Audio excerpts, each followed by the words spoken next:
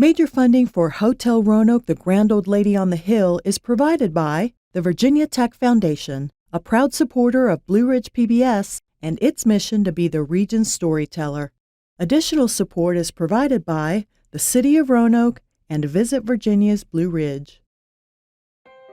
Welcoming guests to the Roanoke Valley since 1882, the Hotel Roanoke stands elegantly on a gently sloping hill on the north side of the city, just a few steps from the railroad tracks that once carried the steam-powered engines that ultimately and indirectly led to her creation. Her humble beginnings as a dark and rugged 69-room structure would eventually give way to a grand hostelry that has played a prominent part in the social and civic life of the city. Today, the Grand Old Lady is a beautifully appointed modern structure featuring 330 guest rooms, and alongside her, a complimentary companion structure stands, boasting 63,000 square feet of convention, meeting, and event space. Donald Piedmont wrote in his 1994 book, Peanut Soup and Spoonbread, An Informal History of Hotel Roanoke, that the city and the hotel, virtually founded together, were bound up in an indefinable, almost mystical symbiosis, each drawing nourishment and growth from the other. The words were true then, and they are just as true today.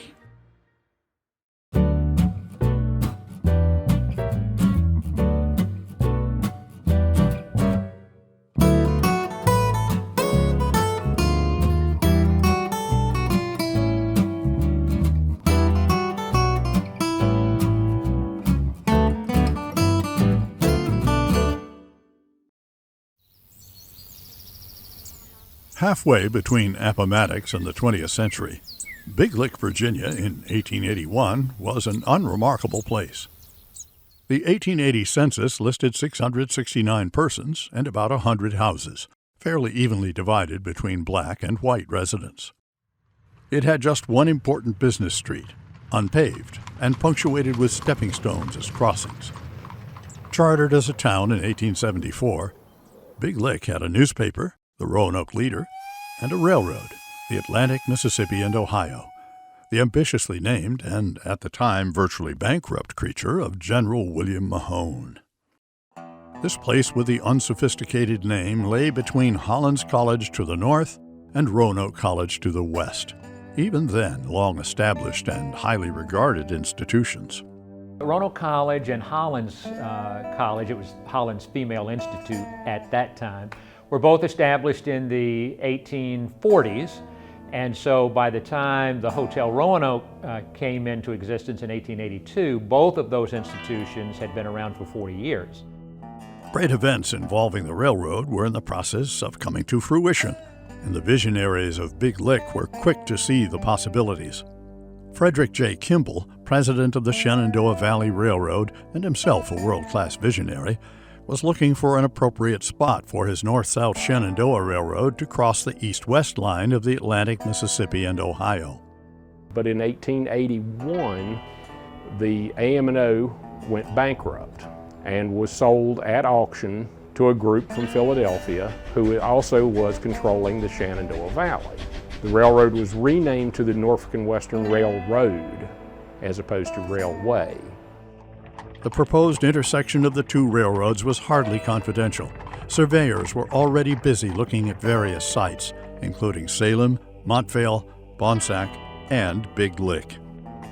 Aware of this, and sensing major possibilities for their town, the Big Lick establishment assembled what surely was one of the first industrial development incentive packages, offering land and between $5,000 and $10,000 cash to the railroad to locate in Big Lick. A midnight ride was in order. So after that meeting, the town had agreed that they wanted to spend the money and sent out a rider who rode on horseback to Buchanan. A second rider rode from Buchanan to Lexington, where the Shenandoah Valley was having a board meeting, and convened, pledged their money towards bringing the railroad to Big Lick, and the rest is history. According to Henry Trout, the mayor of Big Lick at the time, the incentive package had a very good effect. Mr. Kimball remarked that the people of Big Lick were alive, and at Big Lick, Shenandoah would have good friends. With his mind made up, Kimball saw immediately that Big Lick couldn't possibly absorb the enormous enterprise he was about to put in place there. Big Lick's eagerness was not enough. What was needed to complement a new and major railroad, general office, and large machine shop complex was a new and major city.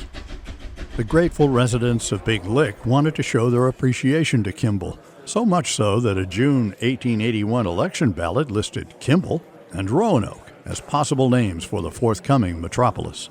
A 57-17 vote favored Kimball as the new town name, but Kimball himself quickly rejected the idea by declaring, "On the Roanoke River, in Roanoke County, name it Roanoke." Before long, he put the town's new name to an immediate and promising use by creating the Roanoke Land and Improvement Company. Its goal was to develop and build the city and infrastructure needed to shelter and sustain the thousands of workers flocking to Roanoke to share the new prosperity promised by the railroad. The Roanoke Land and Improvement Company was started by the Norfolk and Western Railway officials with the idea that Big Lick, now Roanoke, needed to be developed. I mean, it was kind of just to be honest, a seedy, sleepy little town. And so the Land and Improvement Company that they started acquired ultimately over 1,100 acres in and around the town of Big Lick. Good money was paid for those properties, so a lot of small businessmen in Big Lick / Roanoke immediately became quite wealthy, literally overnight. By June of 1882, a mill, 2 office buildings, and 15 stores had been built. The number of blacksmiths, doctors, and lawyers had more than doubled, as had saloons, churches, and houses. The number of hotels increased from 3 to 9, and one of those 9 was the Hotel Roanoke. Kimball himself selected the site in a wheat field on a hill north of the city, just above the railroad tracks.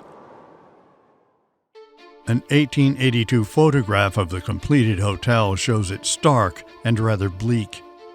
The Queen Anne-styled half-timber, half-stucco appearance it retained during its entire existence was clearly established, and its architecture featured gables, projections, and porches.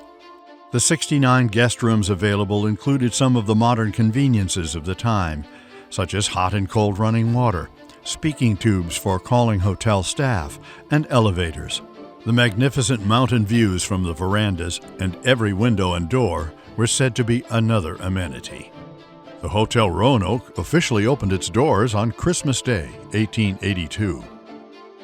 The main thing about Hotel Roanoke's decor is that it was extremely elegant. Remember, this railroad town, all these people were coming in to create the railroad. Mr. Kimball was the driving force from Philadelphia.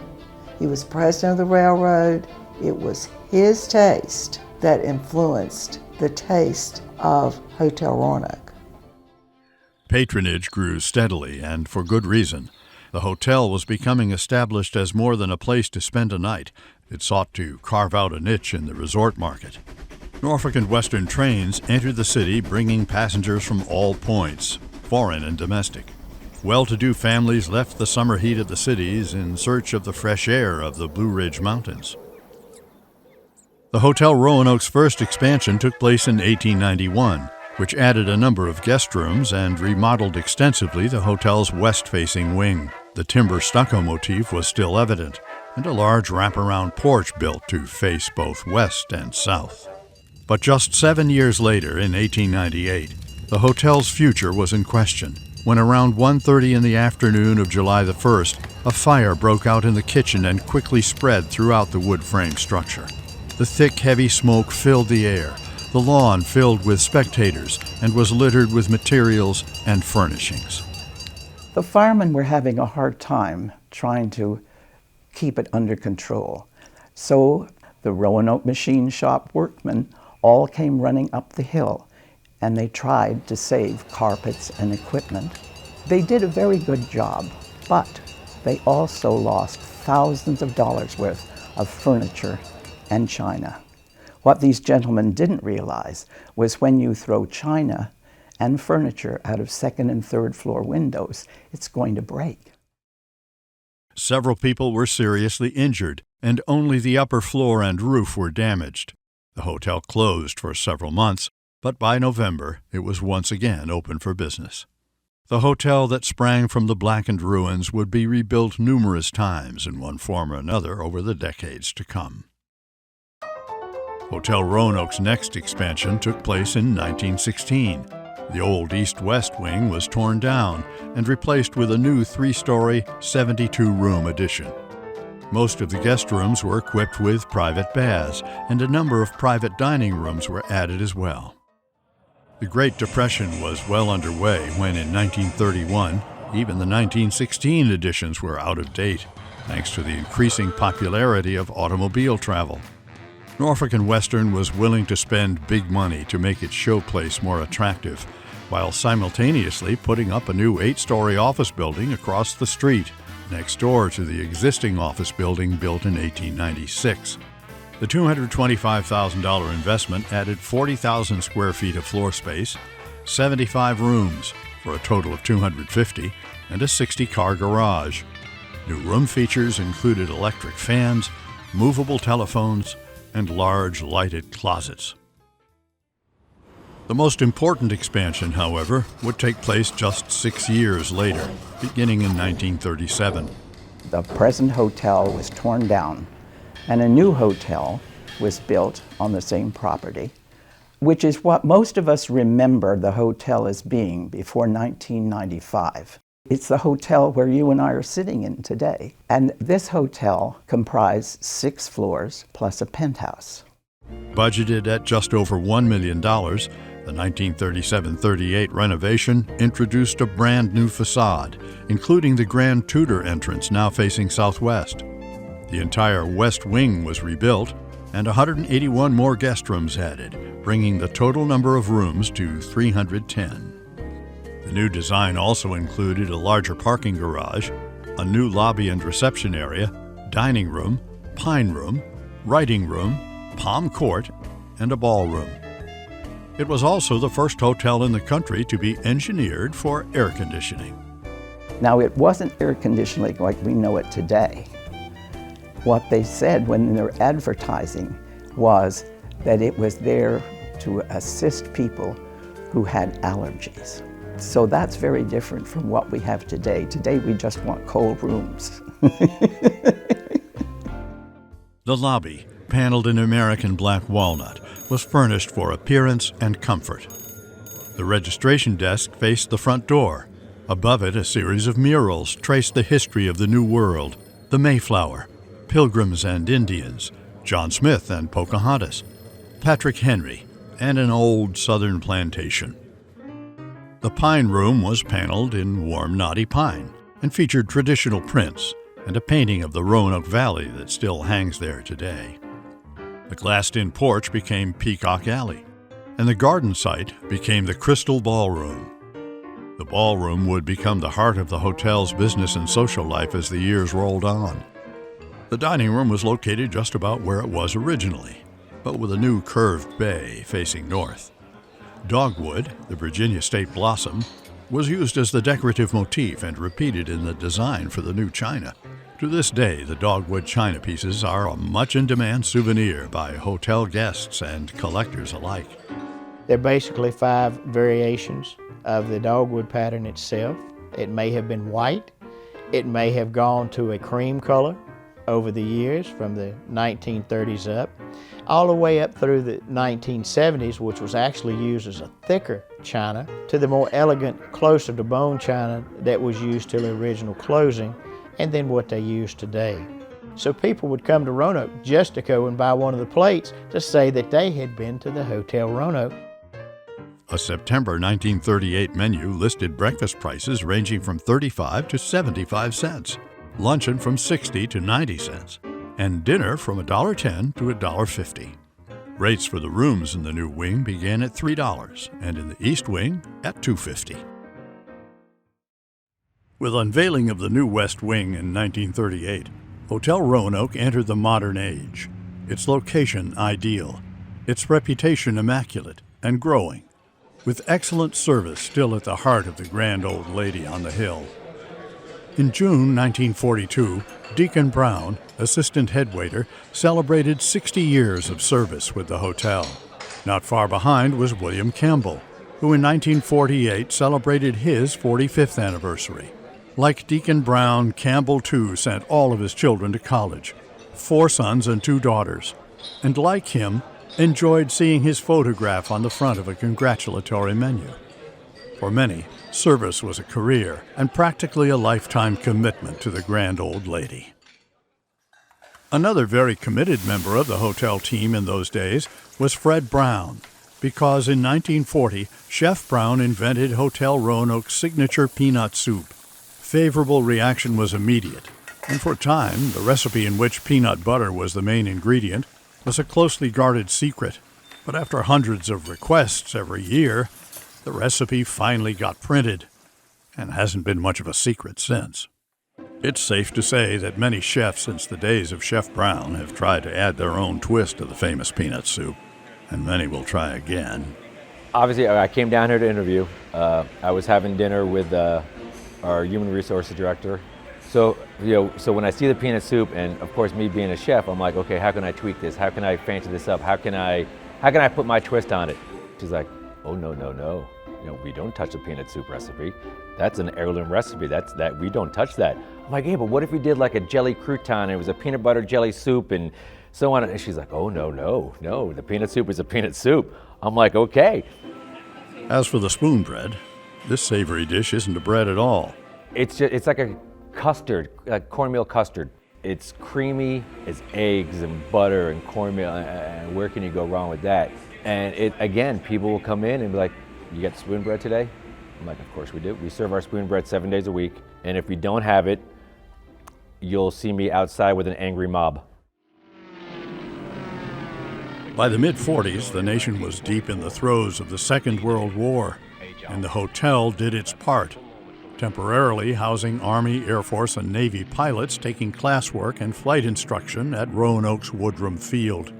Well, the amazing thing is that World War II had a tremendous impact upon Roanoke in that our airport was a national defense project. And so there was a very large military presence here in the Roanoke Valley because of that. At Roanoke College, we had the Naval Aviation Cadet Training Program, both a ground school and a flight school. But yeah, there was just a tremendous amount of military personnel here during World War II. Officers and their families were housed in the South Wing and fed in the Regency Room as residents. For their relaxation, the government took over the Pine Room to serve as an officers' club. In its own way, the officers' club contributed to Roanoke's social life. After the war, the officers and the Pine Room all returned to civilian life. The war had barely ended when in September 1945, Norfolk and Western announced another $1 million facelift. This project involved mainly the replacement of the 4-story wing parallel to the railroad tracks, the South Wing, with one of 5 stories. New guest rooms raised the total to 361. With the 1946-47 work, Hotel Roanoke became completely air-conditioned.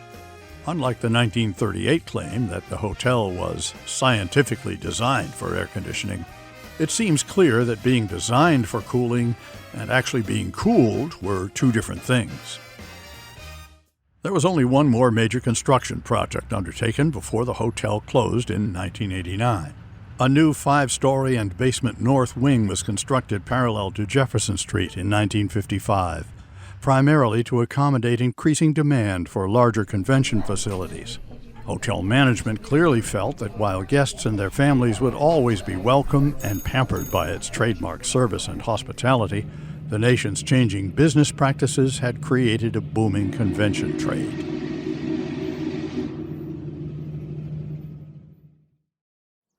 Meetings and conventions have been part of the Hotel Roanoke's business model since the very early days.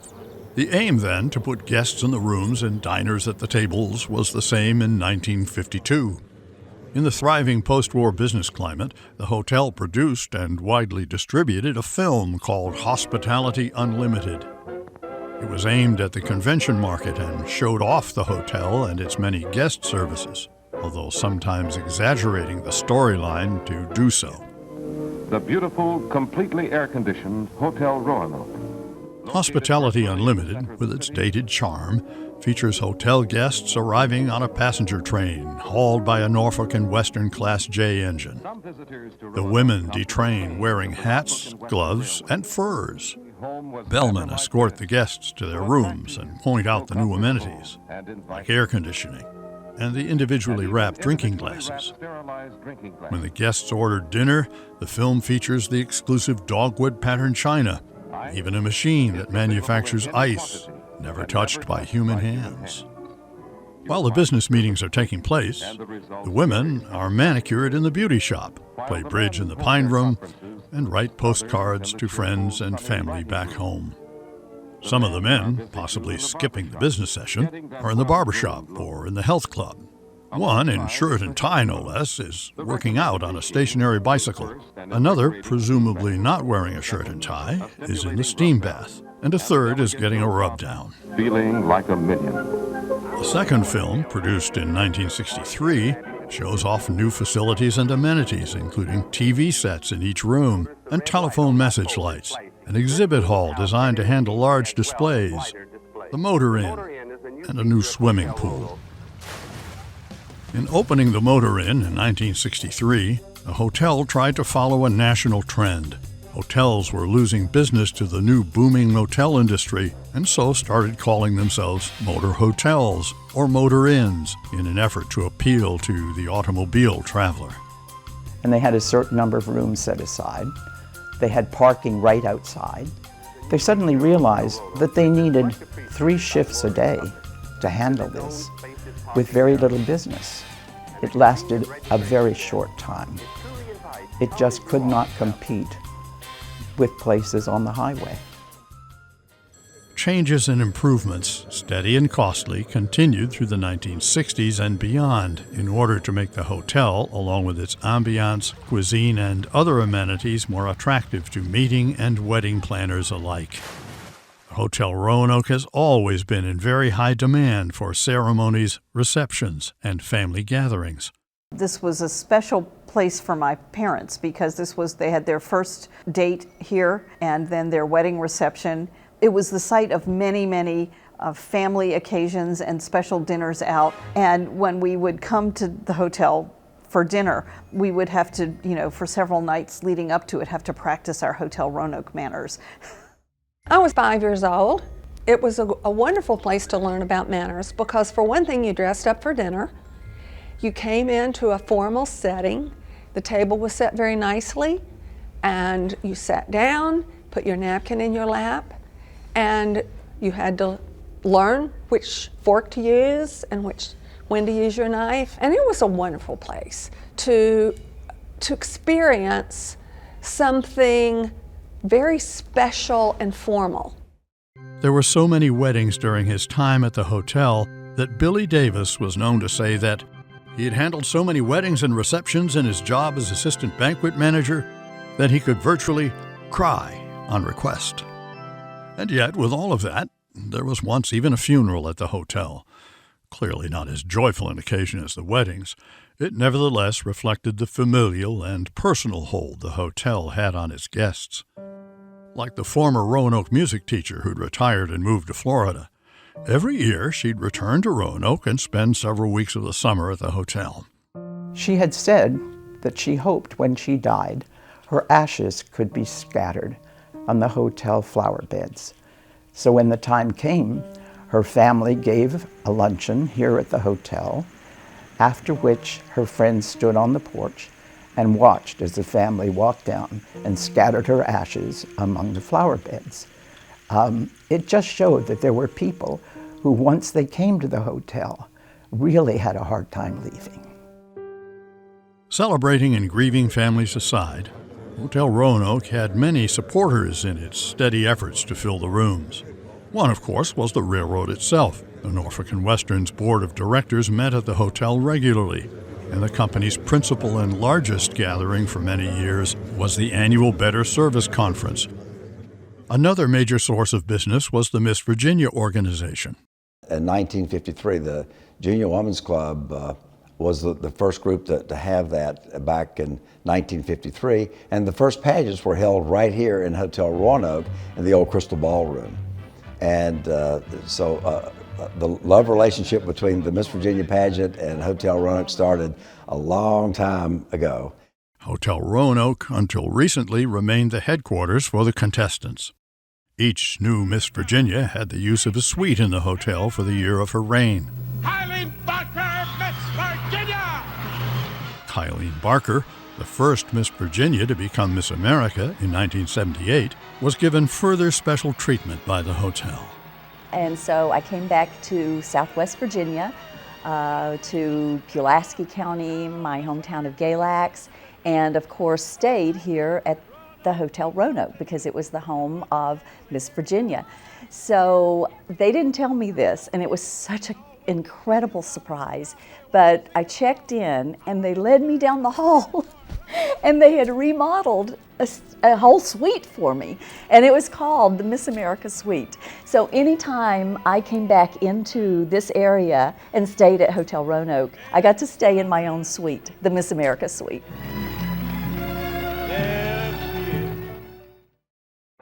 By 1985, Hotel Roanoke was struggling. John Fishwick, although retired as Norfolk and Western's chairman, was asked by top brass to return to Roanoke and oversee the hotel operations, and to determine what, if anything, could be done with the property, which had been losing money. Annual losses frequently approached the $1 million mark. Fishwick's first priority was to find the right person to lead the hotel toward a more successful and profitable future. He found Doreen Hamilton, whose forte was cost-cutting and tight, accurate budgeting. I was asked to come and look at the hotel. I had no intention of leaving the North. I was managing director of a hotel in Philadelphia. And finally, I decided I would come and look at it. So I met a Mr. Fishwick, and I looked the hotel over. And they were very kind to me because they let me look at the books, and they opened up everything to me. On January 1st, 1986, Hamilton became the new general manager of the Hotel Roanoke. The workforce she was to manage was still shaken from a 6-month-long strike a few years earlier. They were striking against working conditions and wages. The declining occupancy in the hotel had made it impossible to keep all the full-time employees, and they had to keep wage increases at a minimum. The strike went on for 6 months, and it ended in April 1984 after a settlement was reached. The employees, I think, suffered badly, as you do in any strike, but the hotel also suffered badly. But Hamilton was quick to put those matters aside for the time being and concentrated her efforts on the finances. Aside from collecting unpaid debts, the hotel needed work. Rooms were redecorated. The Regency room was updated. Hamilton also managed to negotiate a new contract for employees, so morale was on the upswing. Things were looking good for the hotel. And before we knew it, we had business. In 1987 and 1988, we spent over $1 million in decorating and taking care of the hotel. And all of that money was generated from the internal cash flow of the hotel. So we had turned a corner, but we weren't sure how long that would last. At the same time, such earnings as the hotel was generating clearly were not enough to finance a major capital expenditure, the $35 million needed for a new heating and cooling system, the principal source of guest complaints, a system that had been installed in 1937. Our supply of steam that was coming for the heat came from the railroad underground to this hotel. And it wasn't adequate. And we keep calling for more and more steam. And even though we were paying for it, it wasn't enough. So we knew that we were going to have to do something. There was no way we could generate that kind of cash. Norfolk and Western, now Norfolk Southern following a merger in 1982, had no plans to invest tens of millions of dollars into a hotel. Norfolk Southern by the late 80s was a much larger, far different railroad than the Norfolk and Western that I came to work for in 1965. Things had changed a lot. The hotel, of course, was still an icon and an important factor in Roanoke, and an important thing for the railroad, because it was a symbol and an identification. While it was a nice holding, the Hotel Roanoke was not large enough, nor was it part of the core operations of a large railroad transportation company. So the idea was that the hotel was really a management distraction. Norfolk Southern wanted out of the hotel business, and the Hotel Roanoke was on the chopping block. Well, when I heard the news that the hotel, in particular the railroad, had made a decision not to invest any more money in the hotel, and that they were going to go through perhaps a year-long process to close the hotel, my initial concern really was about how it might affect the downtown area being immediately adjacent, and what it would do to the general well-being of the community. But Roanoke residents would have none of it. And behind the scenes, Roanokers pleaded with City Council to find a way to save the hotel. Council members placed that burden on the city manager. And slowly came back to me over a matter of months and said, Bob, we've just lost too many icons in Roanoke, too many important buildings, and the public really has genuine interest in seeing that this project not close, and that if anybody is going to try and develop the property, we want you to explore on behalf of city government the development of the property. So that's really how I got involved. Simultaneously, the city was in desperate need of a large, modern, state-of-the-art conference center if it was to compete with larger convention cities. Several studies were conducted, and it was determined that Roanoke could support such a facility if there was a larger, more modern hotel to support it. Modern being the operative word, which at that time would eliminate the Hotel Roanoke as she then stood. It was definitely tired and needed renovation. You would find amenities that did not match that of other facilities. It was very outdated. By the late 1980s, Virginia Tech's incoming president, Dr. James McComas, was wrapping up his stint as president of the University of Toledo. He had not yet left one for the other. Warner Dahlhaus, CEO at Dominion Bankshares, was eager to add McComas to his board of directors. Dahlhaus and his vice chairman, David Caudell, flew to Toledo to make the offer, and as a courtesy invited Roanoke Mayor Noel Taylor and city manager Herbert to go along. Caudell and Herbert saw the trip as a chance to explore the new president's interest in the hotel conference center issue. We wanted to convey to him the total value of this hotel and its proximity to Blacksburg and its importance to Western Virginia, both the Roanoke Valley and the New River Valley. He grasped that very quickly. In fact, the overall concept was to persuade him that it was essential to Virginia Tech's future that Tech and the Roanoke Valley be wed and work very closely together. And he grasped that right away. Herbert reminded McComas of Virginia Tech's mission as a land-grant university, the Commonwealth as a campus, continuing education and outreach. McComas had no need of the sales pitch, however. His own University of Toledo had earlier become involved in a similar role with the city and an existing hotel. And excitedly, he talked about a project that he had with General Motors and the University of Toledo to do education programming, saving two older kind of high-rise Holiday Inn type icons, not historically important as the Hotel Roanoke, begins to explain the role that the university plays in re-educating GM workers who were moving from the old automobiles and educating in how to put and work with computers in the new cars.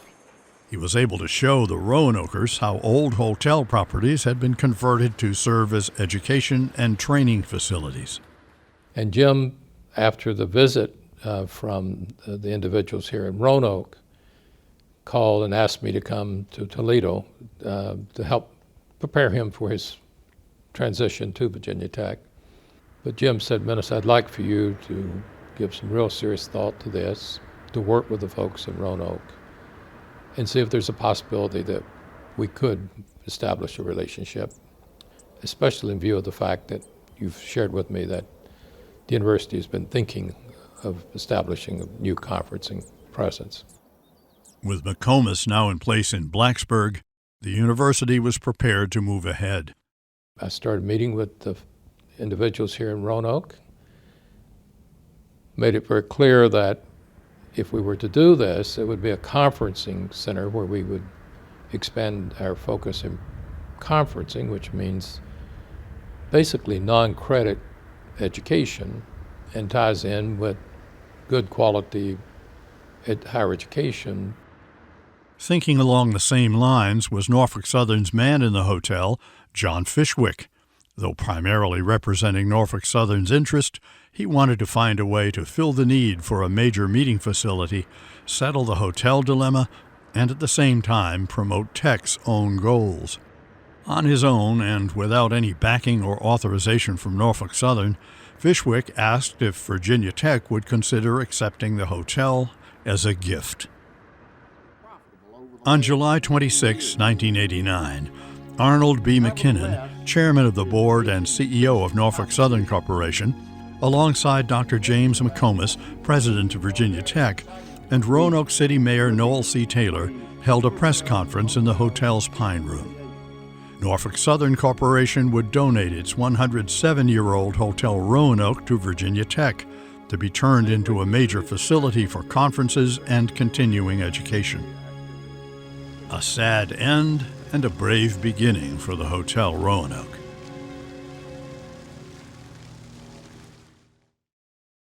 Five months later, Doreen Hamilton, now Mrs. John Fishwick, found herself operating the Hotel Roanoke while simultaneously preparing to shut it down on November the 30th, 1989. Well, there were a lot of to-do lists. Firstly, we had to cancel all the reservations that we had on the books after the closing. We had to notify those people that we would not be around. Along with many pressing matters, there was the question of a financial settlement for employees. Second, third, and fourth generations worked at the hotel, and there were no provisions for severance pay. Fishwick felt strongly that the employees deserved better, and before long, Norfolk Southern and the employees' union reached a deal. Business continued as usual. They assured me that the employees would continue to run the hotel for the last 4 months, as they always had in the past, right up until the last order was taken for food and the last drink order was taken. That matter settled, it was determined that the hotel's closing would best be marked with a spectacular, invitation-only closing banquet in the Crystal Ballroom. The event was held November 28, 1989, and attendance was limited by space to 600 for a dinner and dance. The event became a hot ticket, prized by those who had one and coveted by those who didn't. After dinner, Fishwick proposed a toast to the hotel's past. To the Hotel Roanoke, may she sleep well.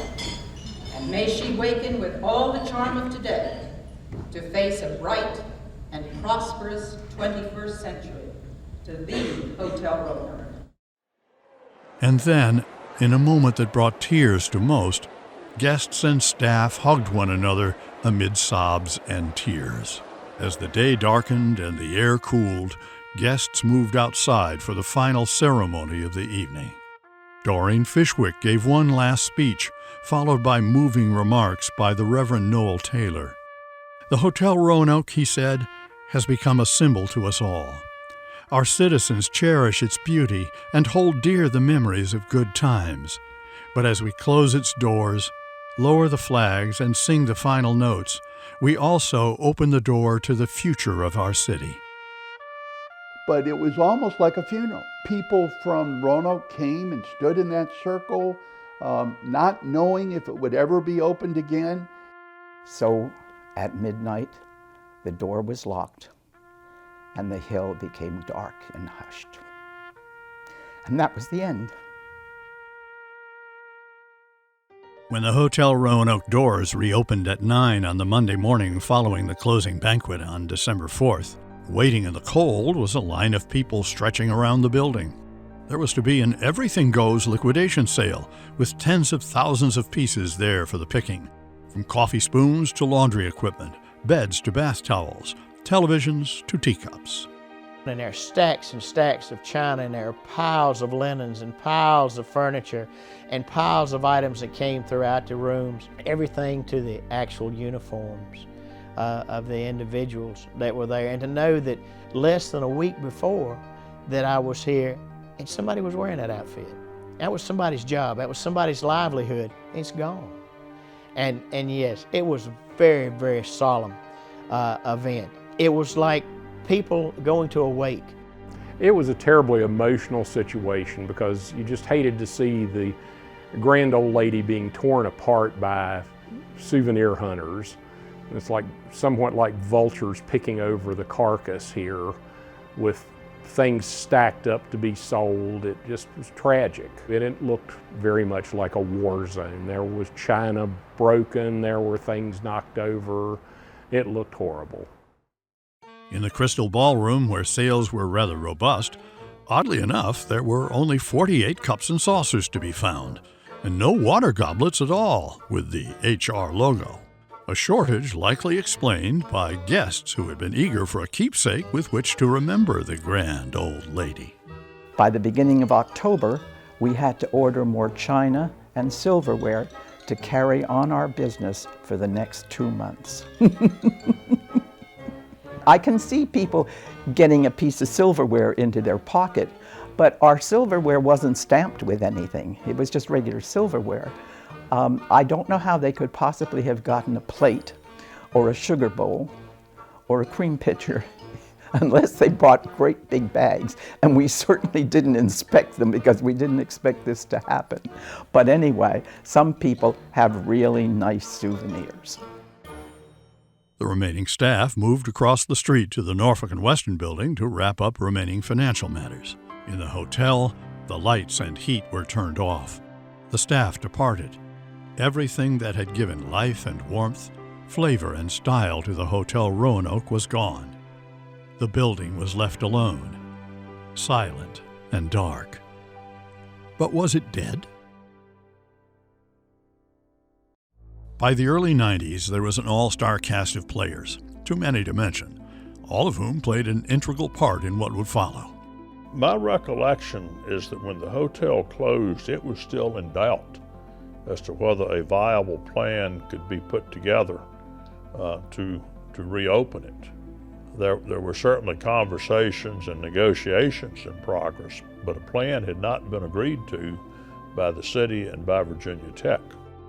Prior to the hotel closure and behind the scenes, much discussion was taking place regarding need for a much larger state-of-the-art conference facility. That is, if the city wanted to compete for convention business. First thing you knew was that Roanoke had been losing convention business to the other parts of the state because we didn't have a large enough convention center and multiple rooms. I think there was a lot of chatter on the city side of what we could do to improve that. And so that kind of conversation was happening in one world, and then the Hotel Roanoke being gifted to Virginia Tech happened at the same time. Meanwhile, the city was losing the little bit of convention business it had already generated due to the hotel's closure. Local meeting planners and tourism personnel feared the worst. When we were told that the Hotel Roanoke was going to go offline and we didn't know when it was going to come back, we were concerned because this was the largest facility, and to take it off of our inventory was going to change the dynamics of what was available to meetings and conferences across the state and to continue to be viable. And when you book with groups, you book 2 to 3 years out sometimes, and a lot of that was lost, and the revenue was lost. By the early 90s, and many meetings, discussions, and studies later, a plan finally was put in place, and so was the partnership that would bring the project to fruition. The city of Roanoke and Virginia Tech would work together to reopen the hotel. But there were some challenges to overcome. We determined, along with the city, that simply keeping the hotel open was not an option if we were to maintain its viability, that the hotel was an old building. It needed substantial renovation and updating, and conferencing facilities would have to be built alongside the hotel. And analyzing that, it was determined that this entire plan would cost somewhere in the neighborhood of $40 to $45 million. The financial backing needed to complete such a project was substantial, and to make things worse, a recession had a tight grip on the national economy. The risk was high, and no single bank would agree to finance the project. Ultimately, several entities did step up and invest in the project, including the Virginia Tech Foundation, DoubleTree Corporation, plus a number of financial institutions and state agencies. Yet by late fall of 1992, the financing effort was coming up short, and the added pressure of a December 31st deadline was making things difficult. Time was running out. Well, there was a timing constraint at that time. Virginia Tech basically set a date and said, look, we got to pull this off by this date or we've got a problem. And we certainly didn't want to have to turn the hotel back over to the railroad to an unknown future. Things were not looking good for the grand old lady. Every entity gave or loaned what it could. Every possibility had been exhausted. It came down to a shortage of roughly $6 million. And at that time, Tom Robertson, who was the executive officer and the president over at Korean Healthcare System, stepped in and said, okay, let's see if the community really wants to see this project done. And so they put together Renew Roanoke. The Renew Roanoke campaign was a 7-week fundraising attempt born out of desperation. In an unprecedented last-ditch effort over the Christmas holiday, the entire community took up the challenge and the goal was reached.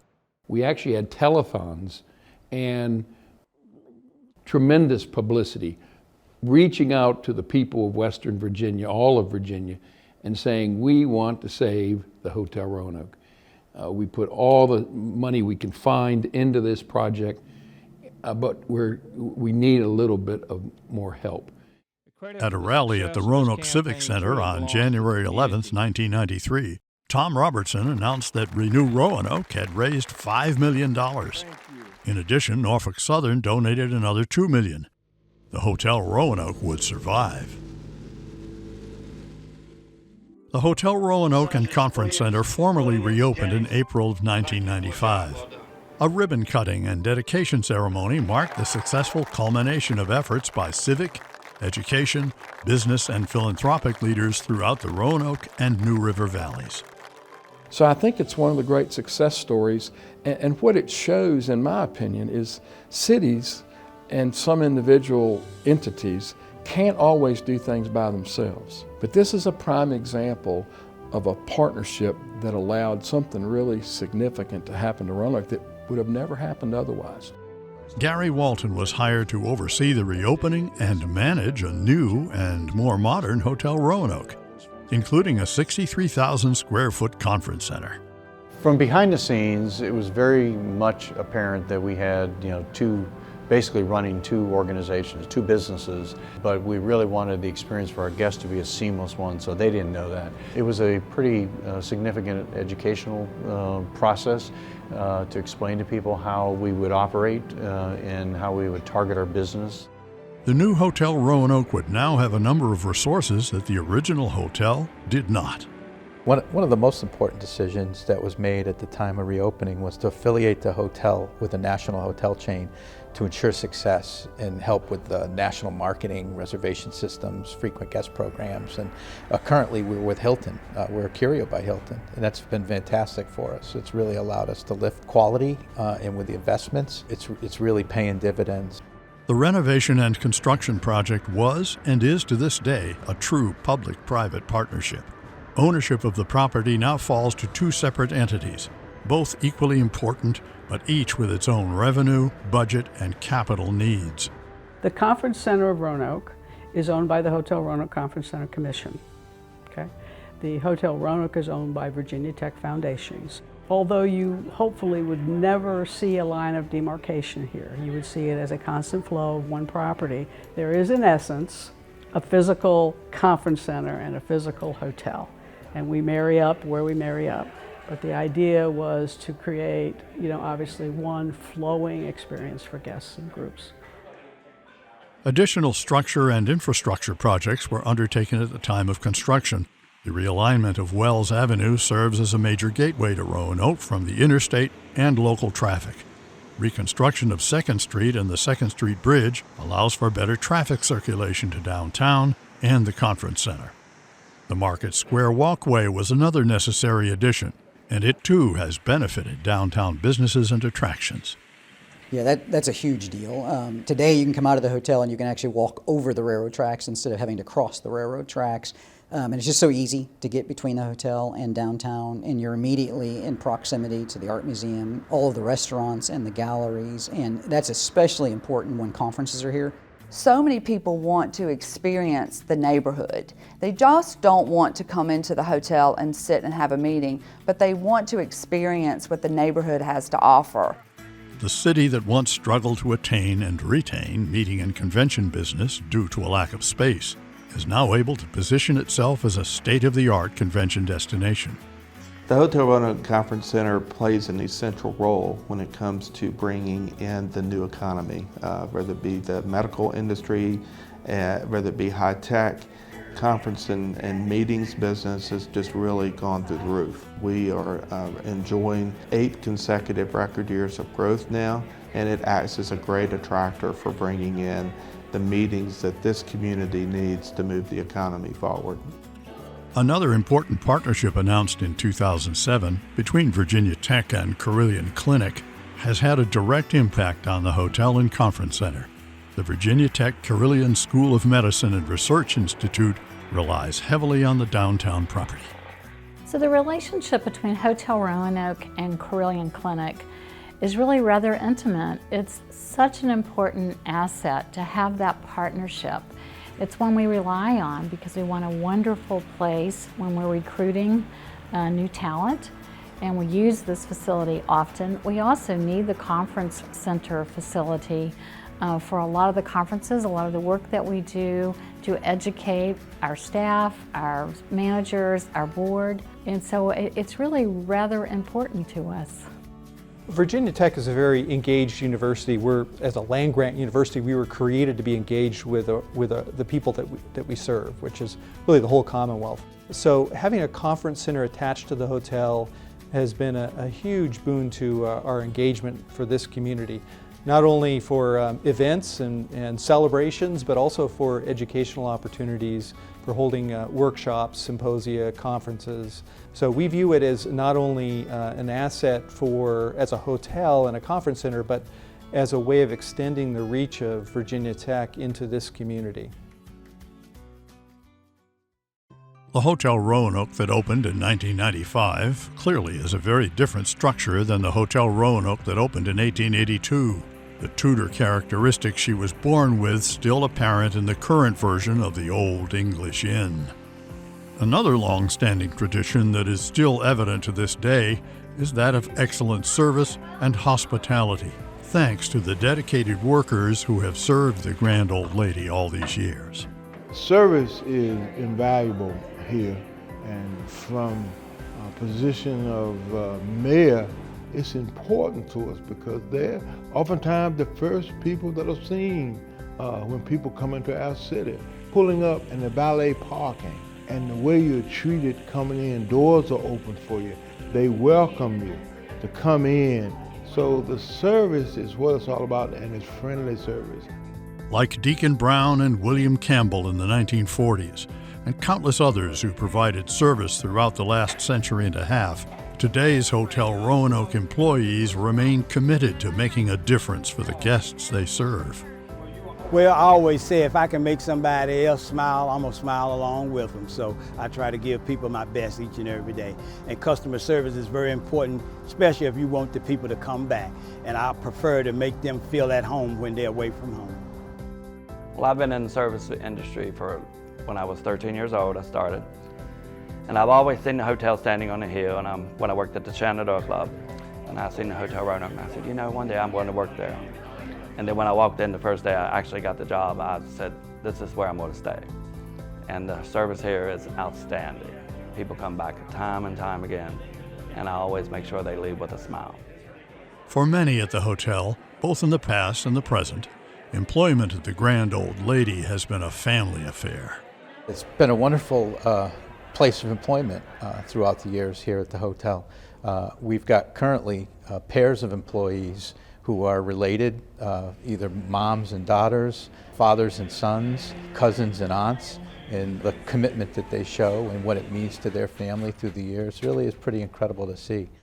Well, my grandmother worked here first, and then I think my mother wanted to find out what it was like, and then she followed in my grandmother's shoes, and my aunts, they followed in my mother's shoes. And then after my mother passed, I was wondering what was the big deal, so I followed in her shoes, so I came. I really enjoyed it. It was just a great place. Well, it started off with my father and my mother's father, and my dad put in 42 years. My mom put in, I think, 20 years off and on. Her aunt worked here, and I think she did maybe a year or two. What would Frederick Kimball think of his railroad hotel as it stands today, still overlooking the city he helped establish? His railroad may largely have left the city, but its influence remains. From his vision and the vision of Roanoke and Virginia Tech leaders who were in the right place at the right time, a partnership has evolved and grown to strengthen the communities around them. Well, as being Virginia's senior land-grant university, okay, it is core to our values, okay, and to our core mission that we indeed find ways in which we can deliver, okay, the discoveries that come out of our classrooms and laboratories for the economic benefit of the people of the Commonwealth of Virginia, and really the people of the country and the world. And so this facility has provided prime venue for us to be able to deliver these types of cutting-edge, technology-based educational programs that indeed benefit the businesses and communities and the private sector, the government. And so we are very proud, again, of what has taken place at this wonderful venue. This grand old lady has been through much since she first opened her doors all those years ago, but never has she looked as resilient and elegant as she does today. And at her side, her sturdy companion, the Conference Center, leads those who walk through its doors to their bright and successful future.